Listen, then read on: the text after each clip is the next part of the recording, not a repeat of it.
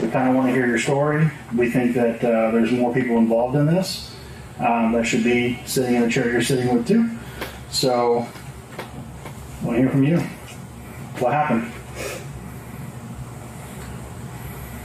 Honestly, I can't say how she passed away. When I found her, she was sleeping. All I can say is, she did receive whoopings. The girls told me that she fell that day when I was sleeping. When I was sleeping, I did not witness that fall.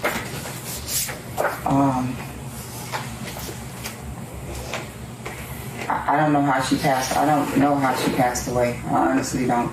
Okay. How did she get the pinch marks all over her body? I have pinched her before, but from what I saw, I didn't pinch. I didn't do all of that. Did anybody else pinch her? Yeah. Who? Dad. Dad? When did Dad leave the house?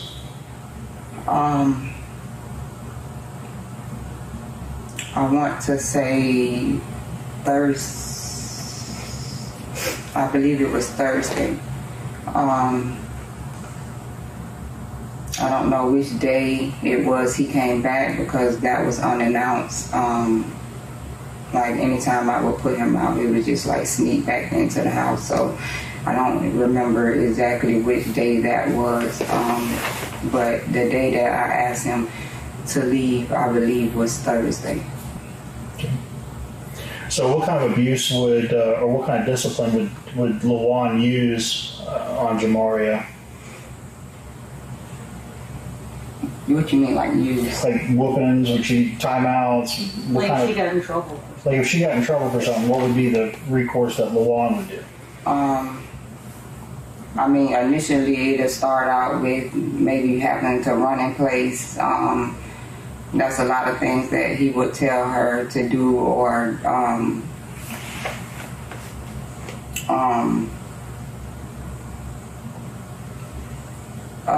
they would have to stand on the wall sometimes, and then it eventually resulted into a whooping. They just wouldn't listen? Like you tell them to run in place and they would do it for a minute or two and then that would turn into a whooping, or what do you mean? If they said that they didn't want, like told him that they didn't want to do it anymore or whatever like that, yeah, then it would turn into a whooping. Okay. And when you said that you disciplined her, how was your discipline? Initially, I would just contact him a lot of the times and ask him what do he prefer her do. I would honestly let him talk to her on the phone, or, he would, talk to her on the camera. A lot of times he would just beep in and talk to her over the camera. And she would listen to him through there, and I whooped her before. Honestly, I yell a lot. Mm-hmm. I yell a lot to try to scare them to get my point. The detectives ask what type of behavior justified this level of punishment. So when you say things, what things? What were they doing? What was she doing? She took peppermint oil and would put it in the girls' makeup sponges. So like peppermint. Yeah. She would purposely piss around the house, saying that she didn't want to go to the toilet. They were stealing the other kids' stuff. Purposely just hiding it to, basically, she knew what she was doing, because she was saying, I don't want to be good like the other kids, I want to be bad. So it's like, and a lot of that stuff I had to record because it was something I never seen before. Right. And when you say record, what were you recording? Just her behavior, or her saying things, or acting a certain way?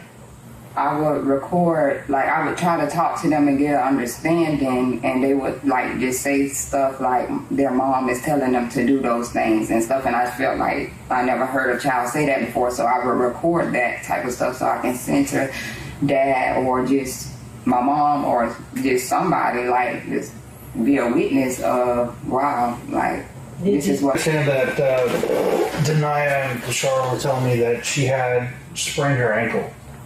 How did Jamaria sprain her ankle and when? She told me that she tripped over the dog food downstairs when she was walking in the dark in the living room. So downstairs living room? Okay. And then how did she get the burns to her feet and her back? Rosario said it was from hot water from the hair.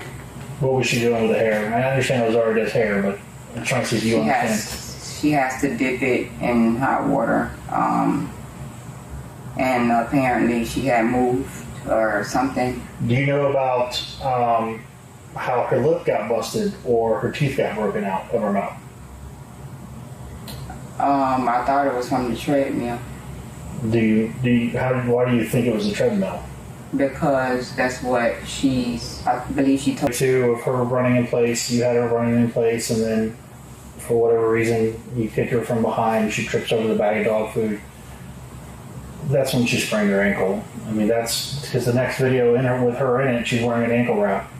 It fits. There's no video of her wandering through the downstairs living room, tripping over a bag of dog food. There's a video of her proceeding wearing a wrap on her foot, of her running in place and you kicking her and her falling over a bag of dog food. So it's kind of like a half truth, and that's. If she sprung her ankle at that time, I did not know. No, that's fine. But I'm telling you that you kicked her over a bag of dog food, and she may have sprained her ankle at that time, right? But there's no video of her wandering around the room. I mean, I will tell you this: that your cameras are top notch. We got 2,820 videos that I had to go through, and it captured a lot inside your home. I know that Lojuan doesn't know the door code to your door. I know that because there's so many videos of him standing outside like an idiot, waiting on someone to open the door for him. But that was before we just got it. We just recently got it done, and he was the one that had to be there with the guy to program everything. I also know that he stood in front of your door on several occasions like an idiot, not knowing the code. I also know every time your doors were open and when they were closed. I have every video of every person that's been in your house. From the pest control guy that you canceled when your mom was there, to Lojuan, to Deshara's boyfriend and Denia's boyfriend they snuck in, from them smoking weed to them drinking alcohol, and I have all of that. Right. I mean, he told me that he's the one that set the code for the front door. The side door, he don't have the code for that. He didn't have the code for that one. Spends a lot of time outside standing in front of the door looking like an idiot for someone that has a code. Maybe the chain was on the door. That's why I wanted to talk with you, though. You can see you spent 2.5 months figuring out what happened. Via videos, texts, reports from Carnival. I wanted to ask you why. And you're kind of disclosing some of that. What was going through your head? Who else is involved? Are you the only person who should be sitting in that seat, or should someone else be? Is there a reason behind this? Just don't Is there an explanation? That it's nothing that I did physically that could have caused her death. That's just. I mean, I know what he told me, so that's what I was leaning more towards. But What he told you? well, not me, but told her. He basically let her know that he was going to kill her. So, I mean, I didn't know if that was a scare tactic or what, but I honestly... So what do you think nothing Lojuan that could did? have caused her to die. What do you think Lojuan did? I don't know. Well, you see the marks on her. Right. Who caused those marks? You, Lojuan, someone else? I mean, I feel like everyone did. You feel like he did, or you know he did? Only other people it could be is my kids, and I know that. And just so you know, she had a laceration behind her ear that looked like it was caused by a dog bite. So across her head, she had a bite mark here and a part mark here where he grabbed her across the back of her head. When that incident occurred, that you said was you and Rosaria and Jamaria in that room. Did Seven bite her? I'm not that I know of. Okay. Were you telling the dog to bite her? Because that's what it sounds like in the video. You're holding the dog back with a leash. I'm going to let you get her. I'm going to let you get her. No. I probably use it as a scare tactic or something like, go, but nothing. No. Heck no. Okay. So how did she have a puncture behind her ear? I didn't see, I'm not aware of that. I didn't know anything about it. Well, she did. She got a puncture from behind her ear, and across the side of her face was like a big dog bite. You said one was a big dog. Yeah, but I wouldn't do that. Okay. Is there anything else you think we should know that we didn't ask you? I mean, I just want to say I didn't cause her death. I didn't kill her. I didn't murder her. I didn't do nothing. I didn't abuse her. I mean... What is that? I would let her dad deal with her. I probably had times what is this? Like that, I would say. That's abuse. Is that not abuse? The whole interview, how she died. Because when I have, everyone just don't tell me anything. But you haven't asked. I asked her. So I was saying, like, I didn't know how she passed away and stuff. So she died from her injuries. So it's kind of like it's kind of like death by 1,000 cuts. You ever heard of that? Like you get a little paper cut and it doesn't kill you, right? You get a lot of them. Well, then now your immune system's jacked up because it has to fix these things. It requires energy from your body, so you break down muscle, which breaks down proteins that go in your kidney. It's a whole thing, right? And then she has all these injuries that are staggered and historically long. So she's been whipped, she's been pinched, she's been punched, teeth broken, bit in the back of the head by a dog, possibly. She has all these injuries that her little body is trying to fix, right? All at one time, and it's a lot. And then she's not given nutrition. She's not given proper amounts of water. She's not given proper amounts of food. And we know this because during the autopsy, we empty their stomachs. We check their bladders. I know what color her urine is. Her urine looked like coffee. And she had so little fluids in her body that we barely didn't get enough blood because her body didn't have enough hydration. So we know she was dehydrated. We know she wasn't fed. And we know she has all these injuries that she's trying to recover from. During the interview. Listen, do what you're supposed to do. A lot of times I just felt like I was the one protecting her, for her to turn around and not listen to me when I'm the one keeping you protected from your dad. So I did have moments that I did react to being tired of her not listening to me. Do you remember what she had not listened to on that day? That's what I was trying to think of. I think it was the fact that she was being sexual. I think it was the sexual thing that made me react like that because I felt like she's too little of a girl to be talking about and asking my older girls about sex and asking them why they want to take penis in their hole and stuff like that. I just probably was overwhelmed with all of that. Am I able to call my mom? Yeah, we'll be able to call your mom. We have to get you booked in, and you can definitely call your mom. And what do you say I'm being charged with? Premeditated murder, first degree, which is the top. And then there's aggravated child abuse. And why am I being charged with premeditated murder?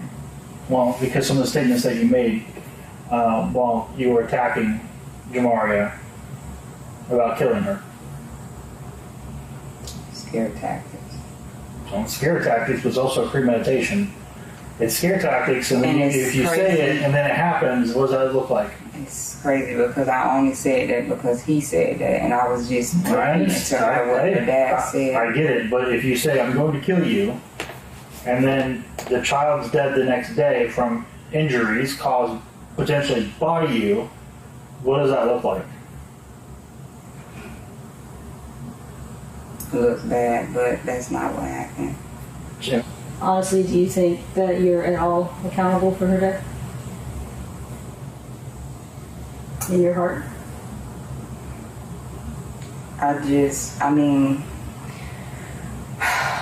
When you say accountable, I feel like I probably could have did more to you know, possibly prevent things from happening. You know, but the situation, you know, me dealing with my kids, me having a certain way I deal with my kids, this is your certain way of how you deal with your kids. Me not wanting to interfere and cause more trouble. And then on top of the threats, you know, like, I do feel like I could have possibly done more. As far as her coming to her death, I don't feel like I'm accountable.